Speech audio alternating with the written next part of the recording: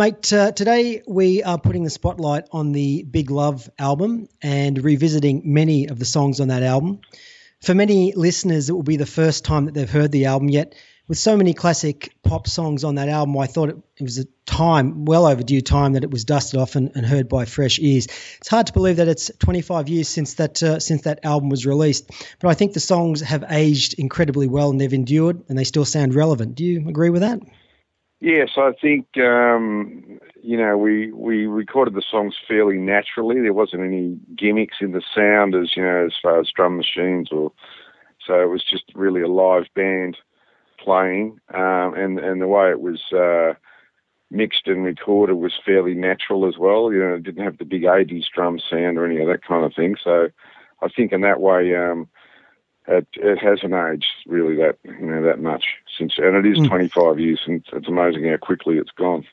If we can start off with just a little bit of history, just to get things rolling, how did the Shivers get together? Was the band put together by Julian Matthews and Dave Shaw No, it wasn't. No, it wasn't. It was really Wendy and I were a songwriting partnership, and based in Melbourne, in St Kilda actually, and we saw Concrete Blonde play, and also the guys from Split Ends play, and we were kind of inspired by this, the kind of 60s style songwriting a bit, and we realised that we could actually kind of write together. So Wendy used to write a lot of songs on the piano, and I'm a guitar player, and we kind of realised that we could, I could kind of convert her songs over to the guitar, and then that kind of worked. So we made a demo at a place called World Records in Richmond, and Triple R Radio here in Melbourne had a demo show, and we handed it in, and they played it, and they really liked it. They asked us in for an interview, so Wendy and I went in, and at this stage was still a duo. A guy from Premier Artists rang up and said he really liked the sound of it and wanted to meet us. So that's how we kind of got involved with Mushroom. And then, I used some friends to record the demo, drummer, bass player, etc., and a piano player. But they weren't. It wasn't a band. It was really just the two of us, and we're just starting out, really, And we kind of were trying to get a band together because Mushroom wanted a band. But then it turned out that not long before that, the Stems had split up. And talking to the guys in Mushroom, they knew these guys from the Stems, and they put us together with them. And then then we started working with those guys. So, and also Archie Laritza from the Saints, who was kind of touring off and on with the Saints at the time. So that kind of put that team together, which led to this album. Yeah. Okay, all right. Well, thanks for filling in those gaps. Yeah. We just heard the first single and first song on the album. Look, I think that first tune is just a great way to open, straight out of the blocks. Baby Says is a phenomenal track, and it's quite often the one track that people associate with the band. Written by yourself and Wendy, she really pushed herself vocally on some high vocals there. What's the story behind that tune? Well, Wendy initiated the track. She wrote the lyrics. I think it's the story where she.